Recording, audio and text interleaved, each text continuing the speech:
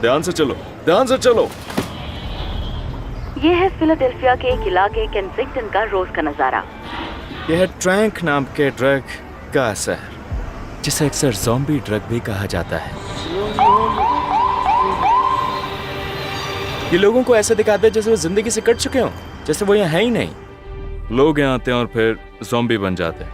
ये सब केंसिंगटन में हो रहा है, जहाँ ऐसा लगता है जैसे आप किसी पोस्ट अपोकैलिप्टिक शो के सेट पर आ गए हैं। टेढ़े मेढ़े शरीर, बड़बड़ाती आवाजें और जख्मों से भरी बाहें। ये स्किन को खा जाती है। कोई इनकी मदद नहीं कर रहा, कोई बीच में नहीं आता। यहीं फिलाडेल्फिया अमेरिका में ये दुनिया का सबसे बड़ा ओपन एयर ड्रग मार्केट है। लेकिन जो आप देख रहे हैं वो सिर्फ लत नहीं है, ये एक सिस्टम की नाकामी है, दशकों की नाकाम पॉलिसीज और लालच का नतीजा है। इस खतरनाक स्ट्रीट ड्रग का असली नाम है ज़ाइलेसी, जिसे ट्रैंक यानी ट्रैंक्विलाइजर कहा जाता है।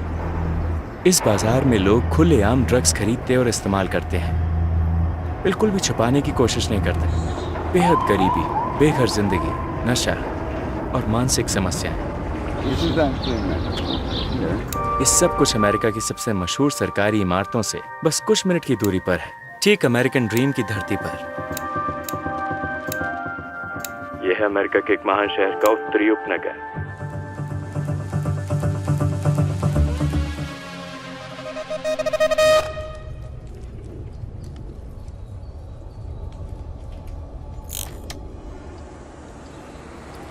हम फिलाडेल्फिया पेंसिल्वेनिया में हैं, वॉशिंगटन डीसी से सिर्फ 2 घंटे की दूरी पर और न्यूयॉर्क सिटी से भी सिर्फ 2 घंटे दूर। दुनिया के सबसे मशहूर शहरों में से, जो अपनी यूनिवर्सिटीज और कहानियों के लिए जाना जाता है। उदाहरण के लिए इस ऐतिहासिक इमारत को देखिए, लेकिन इन सड़कों के पीछे दर्द भरी कहानियां हैं। इस शहर में अमेरिका का और शायद दुनिया का भी सबसे बड़ा और सबसे बदनाम ओपन एयर ड्रग मार्केट है। अब हम इनके पीछे की कहानियों को करीब से देखेंगे।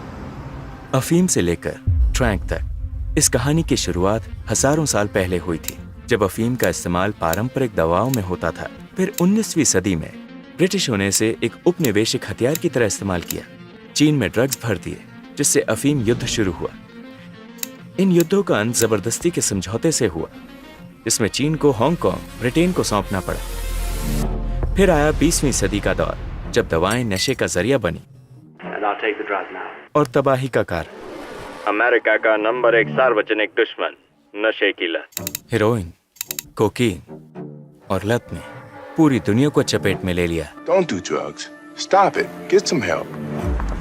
इसे ज़ाइलेसिन या ट्रैंक कहा जाता है, एक जानवर को बेहोश करने वाली दवा, जिसे आज अमेरिका की स्ट्रीट ड्रग फेंटनिल के साथ मिलाया जाता है। लेकिन 21वीं सदी में इससे भी खतरनाक फेंटनिल आया, जो हेरोइन से 50 गुना ज्यादा ताकतवर है। ये सब इंजेक्शन के निशान है। ये आपकी स्किन को खाना शुरू कर देता है।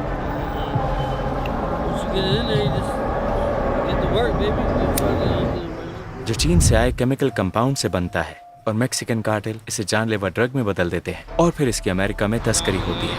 ये सस्ता है, तेज असर करता है और जानलेवा है। यहीं से सब शुरू हुआ था, इसलिए अब आप देखेंगे कि तादाद बहुत ज्यादा बढ़ चुकी है। और हाल ही के सालों में एक नया मिश्रण सामने आया है, जिसे ट्रैंक कहते हैं। ट्रैंक 2 ड्रग्स को मिलाकर बनता है या ट्रैंक ही है जो इन्हें ऐसा बना देता है। देख रहे हो, फेंटनिल और ट्रैंक का असर है। हाँ, ये भी किस ड्रग पर है, फेंटनिल या ट्रैंक? दोनों पर। वो दोनों ले चुका है। क्या कहा तुमने डार्लिंग? उसने कहा कि उसे ट्रैंक ज्यादा पसंद है। ट्रैंक ज्यादा शक्तिशाली है? हाँ, क्योंकि ट्रैंक उन्हें ज्यादा देर तक नशे में रखता है।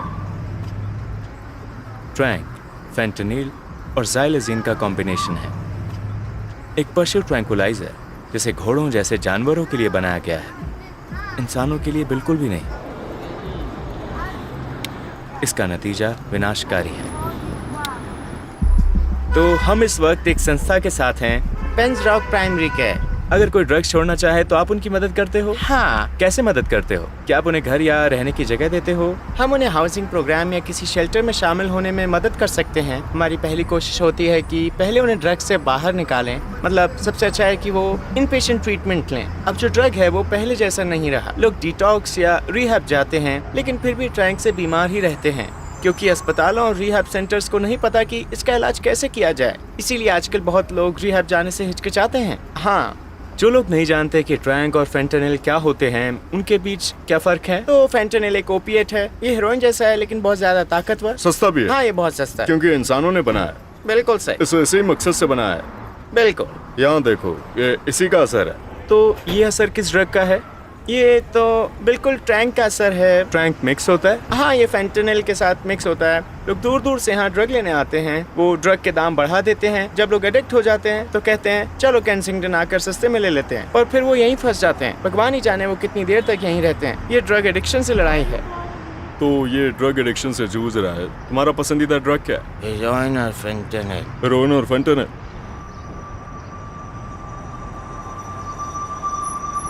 अगर लोग जानते हैं कि ये उन्हें मार भी सकता है तो फिर वो क्यों इस्तेमाल करते हैं? मेरी राय में ये डिप्रेशन की वजह से होता है। लोग अपनी हकीकत से बचना चाहते हैं जो वो अमेरिका में झेल रहे हैं। अमेरिका के पास एक मनोवैज्ञानिक समस्या है जिससे ठीक से निपटा नहीं जाता। शायद बचपन में उनके साथ कोई दुर्व्यवहार हुआ, माँ ड्रग्स पर थी, पिता ने उनका ख्याल नहीं रखा, तो वो ड्रग्स लेने लगे। क्या तुम बंदूक अपने सिर पर रखकर गोली चला दोगे? तुम्हारे पास कुछ पैसे हैं भाई?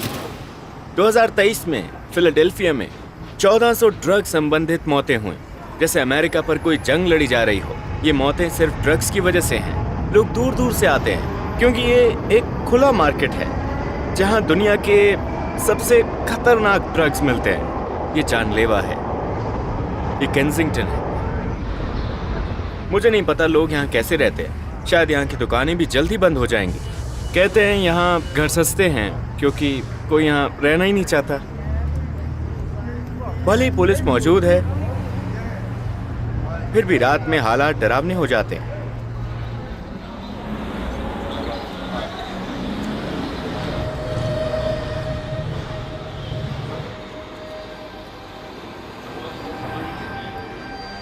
ये वो इलाका है जहाँ सबसे ज्यादा घटनाएं होती है।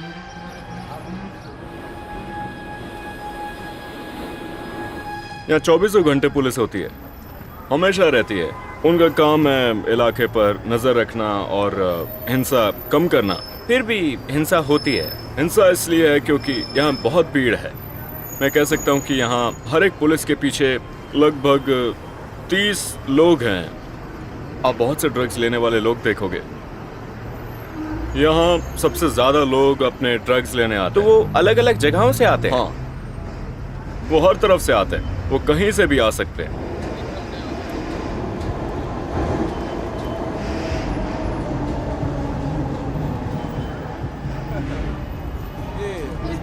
यहाँ बहुत सारे लोग हैं जो सबसे ताकतवर ड्रग्स के असर में हैं।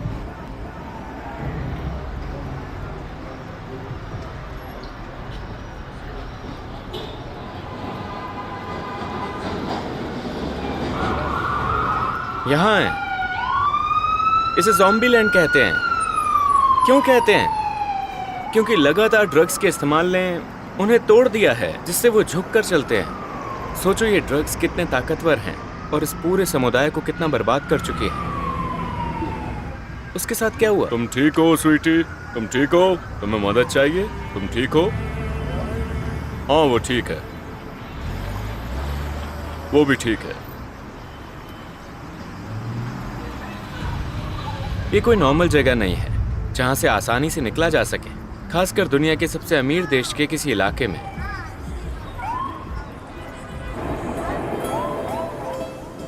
ये भी एक जाल है। लोग यहाँ फंस जाते हैं और फिर निकल नहीं पाते। मैं जानता हूँ लोग। जब मैं 33 का हूँ, जब मैं 19 का था, कॉलेज के बच्चे यहाँ आते थे बस ट्राई करने के लिए। हाँ, और फिर कभी वापस नहीं जाते। कुछ हफ्तों बाद उनके परिवार फोटो लेकर आते हैं मिसिंग, पर वो मिसिंग नहीं होते। ये आम बात है। लोग यहाँ आते हैं और हमेशा के लिए फंस जाते हैं। ये खोए हुए लोग हैं जो नशे में खोए हैं। परिवार को पता नहीं होता वो कहाँ है। आखिरी बार 29 मार्च को देखा गया। यह आखिरी बार था जब किसी ने उसे देखा। इस साल लोग घूमते हैं और फोन दिखाकर पूछते हैं क्या आपने इस बंदे को देखा है। ये बिल्कुल आम बात है। लोग यहाँ आते हैं और फंस जाते हैं। तुम्हारे बच्चे हैं? हाँ। तुम्हें डर लगता है? मैंने अपने बच्चे को यहाँ से हटा लिया। मेरा बच्चा यहाँ नहीं रहता।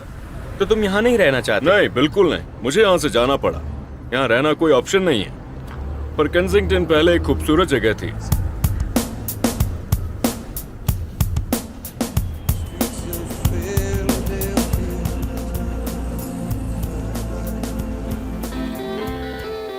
क्या तुम्हें लगता है कि सभी ड्रग्स अमेरिका में बंद हो जाने चाहिए? हाँ, 100%। ड्रग्स परिवारों को बर्बाद कर देते हैं।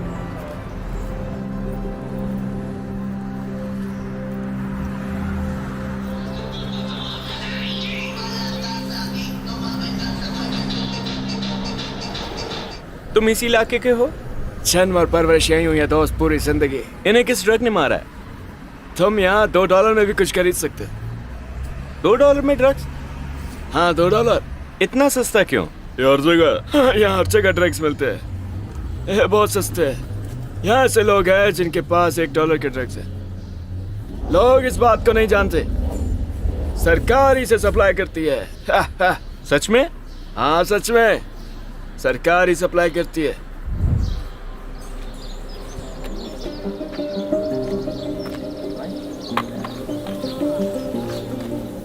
फेंकी हुई सिरिंज और थके हुए शरीरों के बीच हजारों भूले बिसरे लोगों की कहानियां छुपी हैं।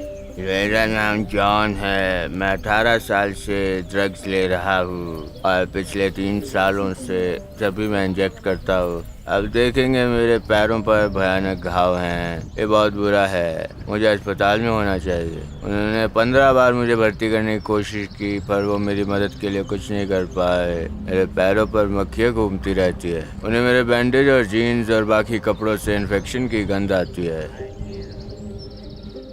जो घाव आप देख रहे हो वो नेक्रोसिस यानी टिश्यू की मौत है, जो ट्रैंक के इस्तेमाल से होता है।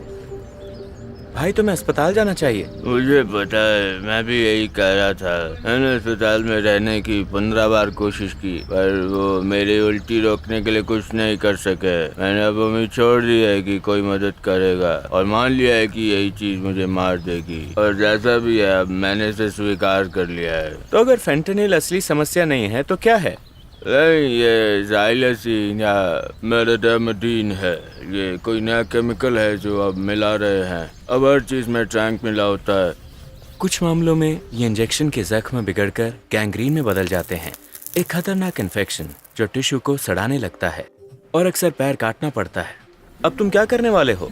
ऐसे इंजेक्ट करने वाला हूँ। सच में? हाँ, तुम्हें करने की जरूरत नहीं है। मुझे पता ज़रूरत नहीं है, लेकिन अगर नहीं किया तो मुझे उल्टियाँ शुरू होंगी और हर 2 से 3 घंटों में मेरा बुरा हाल हो जाता है। मुझे लगता है तुम्हें नहीं करना चाहिए। और समझदारी वाली बात होती है, लेकिन मैं विड्रॉल झेल नहीं सकता। तो तुम इसे छोड़ नहीं सकते? अगर ये फेंटेनिल या मेथाडोन होता तो शायद हाँ, उसे छोड़ना आसान है, लेकिन ये वो नहीं है। अब मुझे लगने लगा है कि यही मुझे मार देगा और अब मैं इसके लिए तैयार हूँ। तुम मान चुके हो कि अब तुम? लगभग हाँ। तुम्हारा परिवार कहाँ है? मेरा कोई परिवार नहीं है। तुम्हारी उम्र क्या है? मैं अगले हफ्ते 34 का हो जाऊंगा। 34 साल? तुम सरकार से मदद क्यों नहीं मांगते? तो क्या सरकार क्या करेगी? आखिरी बार जब मैं अस्पताल गया था तो उन्होंने कहा कि ये गंदगी कहीं और ले जाओ। कहा मैं एक नशेड़ी कचरा हूँ। हाँ, मुझे गर्दन से पकड़कर अस्पताल से बाहर फेंक दिया। वो हमें इंसान नहीं समझते।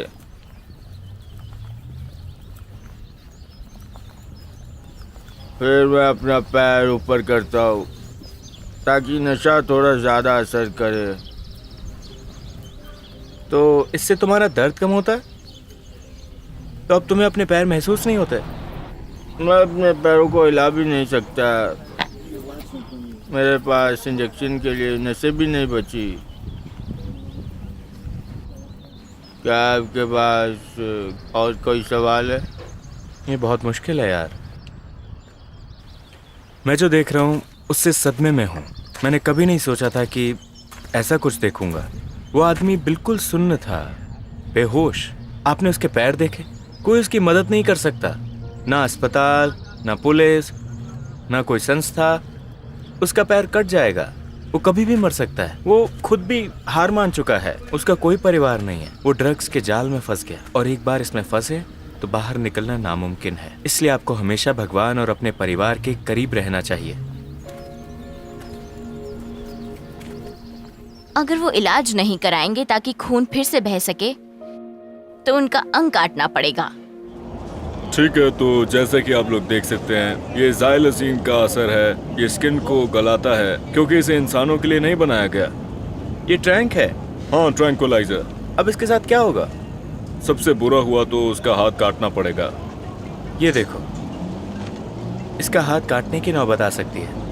Xylazine is dangerous, is deadly. Doctors call it xylazine. तो क्या कोई उसकी मदद नहीं कर सकता, जैसे अस्पताल वगैरह? कर सकते हैं, लेकिन पहले उसे ड्रग छोड़नी पड़ेगी। तो उसे अभी कोई दर्द महसूस नहीं हो रहा? क्या तुम्हें दर्द हो रहा है? उसे ड्रग लेनी पड़ती है ताकि दर्द महसूस ना हो, है ना? हाँ, ये एक दोधारी तलवार है। लेकिन वो तो जवान है। उसकी उम्र कितनी है? तुम्हारी उम्र क्या है? 26 साल। मैंने 19 की उम्र में शुरुआत की थी। 26 और ये हालत? कोई रिश्तेदार या फैमिली मदद नहीं कर सकते? कोई है जो तुम्हारी मदद कर सके? ये मेरी माँ है। ये तुम्हारी माँ है? ठीक है। क्या ये उसकी माँ है? हाँ, लेकिन वो कैमरे पर नहीं आना चाहती। मेरे माता पिता भी यही करते हैं। तो शुरुआत में तुम्हें लगा कि ये कूल है? लगा कि चलो सब कर रहे हैं, ठीक ही होगा। जब आप अपने रोल मॉडल्स को ऐसा करते देखते हो तो लगता है सब ठीक है। तो तुम और मैं अलग नहीं है, क्योंकि मैंने भी पहली बार अपने घर में ही ड्रग्स देखी थी। क्योंकि ये असली दुनिया से भागने का तरीका है, एक ऐसी दुनिया जिससे आप अभी तक नहीं लड़े हो।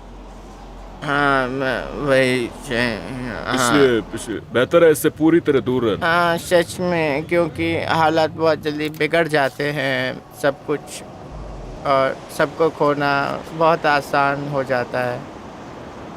ये कोई जीने का तरीका नहीं ठीक है भाई, शुक्रिया। तुम्हारा अच्छा दिन हो। हमारा भी धन्यवाद। यहाँ इंजेक्शन का मतलब इलाज नहीं है, बल्कि दर्द का और कई बार मौत का।